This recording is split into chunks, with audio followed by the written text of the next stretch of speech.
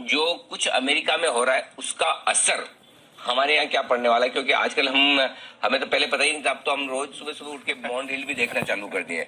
हमें ये भी समझ में आने लग गया कि अमेरिका में वो बॉन्ड यील्ड 1.60 के आसपास है। 1.40 हो जाए तो भगवान उनका भला करे, 1.70 हो जाएगा तो हमारा क्या होगा पता नहीं। तो जरा एक बार समझिए उसका हमारे पर क्या असर पड़ने वाला है। नहीं, वो अनिल जी आपने बहुत अच्छा प्रोग्राम भी किया था सॉवरेन बॉन्ड्स पे जी। तो हम दर्शकों को तो बताते रहे हैं। अभी भी अनिल जी 2 साल तक कोई इंटरेस्ट रेट हाइक नहीं है उनके सेंट्रल बैंक की तरफ से। जो फेड फंड रेट्स होता है, स्वैप मार्केट जो दिखाता है, दर्शाता है कि क्या एक्सपेक्टेशन है, वो अभी भी बरकरार। अनिल जी सबसे फंडामेंटल बात क्या है कि 2008 में चाइना ने पूरा ग्रोथ लीड किया था जब रिकवरी हुई ग्रेट फाइनेंशियल क्राइसिस से। अब जो तर्ज निकल के आ रहे हैं कि इस बारी अमेरिका लीड करेगा और 2021 में अमेरिका का कंट्रीब्यूशन ग्लोबल ग्रोथ में चाइना से ज्यादा रहेगा। ये बहुत अहम बात है फ्लोज के लिए। एंजल ब्रोकिंग के नए तो हमें लगता है कि अमेरिकी मार्केट आउट परफॉर्म करेगा। अब उस मार्केट के अंदर क्या डिफेंसिव्स और जो कोविड के चलते ग्रोथ और मोमेंटम स्टॉक्स बेहतर किए थे, क्या वो चलेंगे कि साइक्लिकल चलेंगे? मेटल्स, एनर्जी, फाइनेंशियल्स, क्या ये सब ज्यादा दौड़ेंगे? ये अब अनुमान लगाना है। हमारा जो दृष्टिकोण है कि ज्यादा पैसा अमेरिका की तरफ जाएगा क्योंकि ग्रोथ है, बहुत दमदार ग्रोथ है।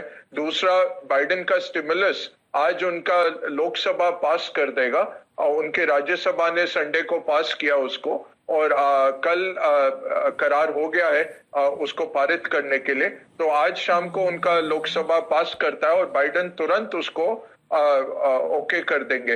अब इसमें महत्वपूर्ण बात क्या है अनिल जी, एक और आंकड़ा जो निकल के आया है कि यूएस में रिटेल ट्रेडर उनके म्यूचुअल फंड और उनके हेज फंड्स से ज्यादा बड़े हो गए हैं। उनका जो ट्रेडिंग पे असर है लगभग 12 से 13% का ट्रेडिंग अब रिटेल ट्रेडर कर रहे हैं। अब जो मार्केट मेकर होते हैं वो लगभग 40% कर रहे हैं। वो तो अलग है, वो तो स्टॉक एक्सचेंज के मार्केट मेकर्स हैं। But hedge fund, mutual fund और क्वांट फंड्स अगर आप देखें तो वो पिछड़ गए हैं रिटेल निवेशक के सामने। ये क्यों अहम है?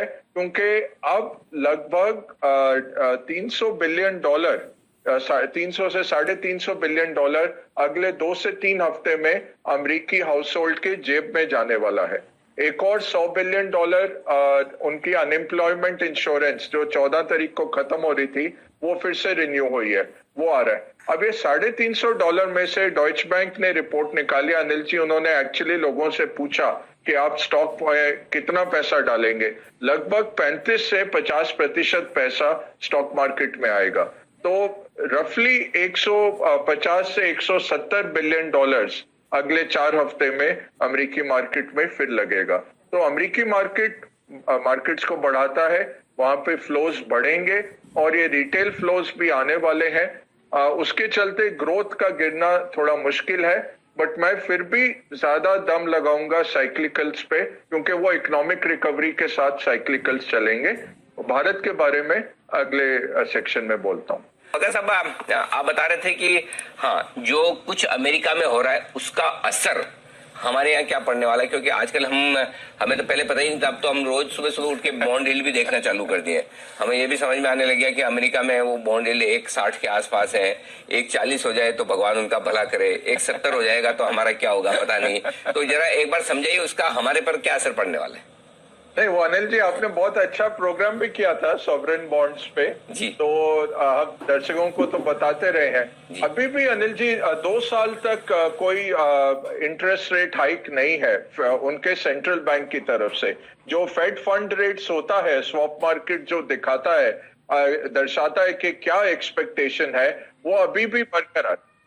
हाँ जी, आवाज आ रही है जी? आवाज आ रही है सर जी। हाँ जी, 2023 का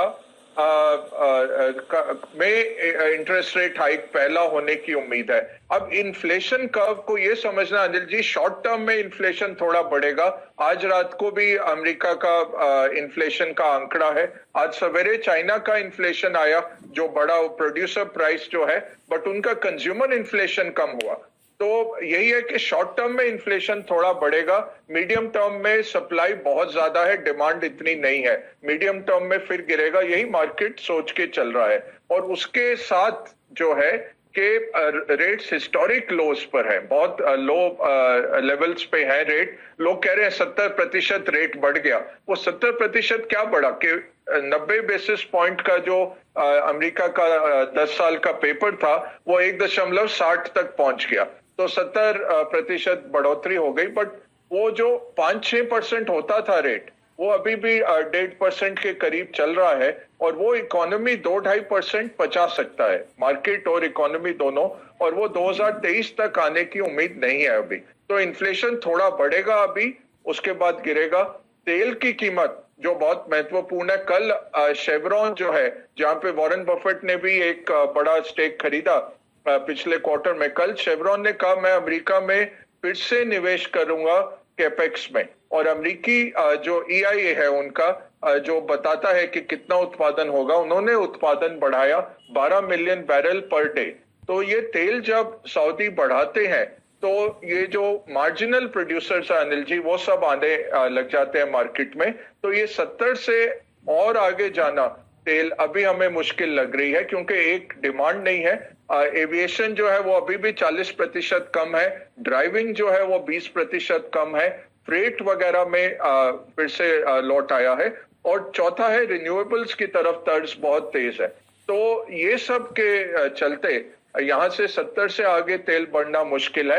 ईरान का तेल अगर आता है, वो अभी जो चाइना लुका छुपी करके 1 मिलियन बैरल दिन का निकालता है, और समुद्र के बीच में वो शिप बदल लेते हैं सारे सिस्टम ऑफ करके, वो 3 मिलियन बैरल आ सकता है। तो जितना सऊदी की कटौती है, अगर ईरान के साथ यूएस का करार हो जाता है, जो हो जाना चाहिए अगले कुछ महीने में, तो वो फ्लड कर देगा बिल्कुल मार्केट को। तो तेल अगर नहीं बढ़ता है, भारत के लिए बहुत अच्छा है। और ओवरऑल जो है फ्लोज इमर्जिंग मार्केट्स में पिछले हफ्ते अनिल जी अक्टूबर के बाद पहली बार ही नेगेटिव हुए, क्योंकि इमर्जिंग मार्केट बॉन्ड्स में से काफी पैसा निकलने लगा, अमेरिका में जाने लगा। बट हमारे यहाँ अगर आप देखें तो FIs अभी भी बरकरार है, और स्टॉक EM में अभी भी पैसा आ रहा है, और भारत में उससे काफी अच्छा मार्केट शेयर मिलेगा। तो हमारा मार्केट सपोर्टेड है, और हमारा मार्केट क्योंकि इकोनॉमी इस साल अच्छा उछाल देगी, उससे भी सपोर्टेड है, फ्लोज से भी सपोर्टेड है। तो फंड्स और फ्लोज दोनों चल रहे हैं। हाँ, ये है कि सेक्टर रोटेशन आएगा, तो ये जो साइक्लिकल और वैल्यू जो चल रहा है बनिस्बत ग्रोथ और मोमेंटम के, वो आएगा। तो आपको साइक्लिकल देखना है, उसमें बैंकिंग देखिए, फाइनेंशियल्स देखिए, ऑटो देखिए, कंज्यूमर ड्यूरेबल्स इस माहौल में बहुत अच्छा करते हैं। पेंट अप डिमांड है, आप देखिए ACs 40% साल दर साल बढ़ रहे हैं। और जो सिद्धार्थ साहब भी कह रहे थे, घरों की बिक्री बढ़ेगी, हाउसिंग लोन के रेट बहुत कम आ गए हैं। तो ये सब जो साइक्लिकल इकोनॉमी है, मेटल्स और बैंकिंग, ऑटो, ड्यूरेबल्स, सीमेंट, ये सब ज्यादा चलेंगे। हो सकता है IT फार्मा जो ग्लोबल है और डिफेंसिव है, वो थोड़ा यहाँ पे एक ठहराव ले, साइडवेज रहे, बट साइक्लिकल्स इस मार्केट को बढ़ाएंगे। ओवरऑल मार्केट हो सकता है यहाँ से 15,000 से हम 16,000 तक ही जाएं दिसंबर में, इतना कोई बढ़ोतरी ना हो, बट साइक्लिकल रोटेशन मार्केट को बढ़ाएगी।